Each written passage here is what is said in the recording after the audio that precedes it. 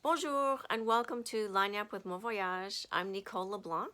I plan and book trips to Europe and beyond for arts, culture, and history enthusiasts. And I would love to talk to you today about a question people ask me all the time.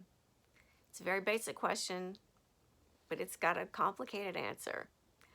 When should I start planning my trip? Well, the short answer is that depends. There are a few things you want to consider when you're planning a trip. First of all, how much time do you have for the trip? I'm just going to use the example of a 2-week trip because that is the typical amount of time that my clients are spending on a trip to Europe. So let's start with that. If you're planning a 2-week trip, you're going to want to plan it farther ahead of time because you're not just trying to slot something in, you're trying to plan a sequence of events that must coordinate a certain way. So you want to ideally start planning this a year in advance with the big pieces, a year, 9 to 12 months in advance. Most hotels will allow bookings this far in advance, some even farther in advance. And airlines typically allow booking starting 330 days, approximately 11 months in advance. So you want to get those big pieces in place first. So you want to at least have an idea, even if you don't necessarily purchase your plane ticket at that time. You want to get an idea of the schedule, the routing that would be best for your trip. Maybe we want to fly you into one city and home from another city or another country. If you're planning to use miles or points to book your ticket, you're going to want to do that as close to 330 days as possible because sometimes that inventory is limited and you will lose the chance to have a good itinerary if you wait too long. In terms of hotels, you also want to try to book these big pieces. Once we'll determine your itinerary, the general plan for the trip, how many days in each place. I generally recommend a minimum of 2 days in each place, and if we're talking about a larger city, 4 or 5 days in each place. So those hotels we need to get lined up, and we're going to have a certain order that we want to line up those hotels because we want it to be in a logistically friendly order. So we'll need to determine what order we want to do the trip, and we want to look at hotels in each of those destinations and link those up in the order that we want them and the locations that we want them. And of course, location, location, location. If you want to have first dibs on the locations that are convenient to things that you'd like to do, maybe that you can walk to, the farther in advance you can book, the better.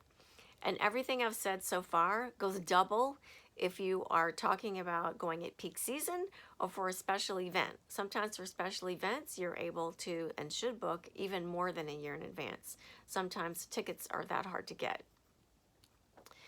In terms of the next steps, we will talk about the general activities that you might want to do. We will look into hiring private guides as needed. I really recommend a private guide as much as you would like to be joined by one because that can really enhance your experience to have a private guide, or at least to be on a small group visit or tour with maybe no more than 6 people in a group so that you're able to ask questions, etc. of the guide. These pieces we can put together a little bit later in the planning process. We don't need to do that a year in advance, but we might need to do it 3 to 6 months in advance, depending on, again, what time of year you're going, if it's peak season or if it's off season. We also will have other pieces we need to add in, transportation between and among your different destinations, train tickets, plane tickets perhaps, but sometimes train tickets, for example, are not available until 90 days before the trip for high-speed train, or for local train maybe 30 days before a trip or 2 weeks before a trip. So that's something we sort of revisit as needed in the planning process. You also have, maybe you'd like to make some dinner reservations. If we're talking about a Michelin restaurant, of course, we need to plan that. as far in advance as possible. Depends on the booking system of the restaurant. Sometimes they will take bookings up to a year in advance. Sometimes they open the window on the first of every month for a date that may be 2 months in the future.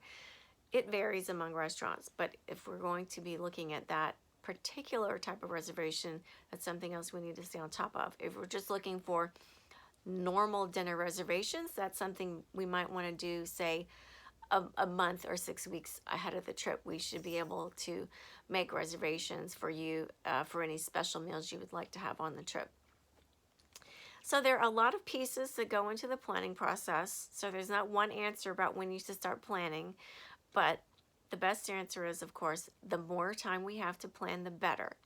If we're planning closer to the time, sometimes that will actually incur more hours of my time working for you because of availability difficulties. So if we're starting ahead of time and we have more availability choices, I'm not having to dig and dig and dig to find appropriate accommodations that I'd like to offer you as options. Whereas if we're looking a month or two before a trip, especially if we're not talking in the super low season, this may take me longer to find and line up all those accommodations in the order that we want them to match up. So it can actually take more planning time rather than less if we're planning at the last minute. So keep these things in mind.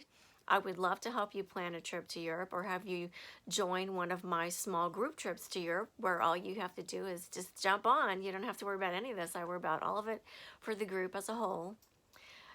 Please visit my website, monvoyagetravel.com, and email me with any inquiries you might have. Until the next time, à la prochaine.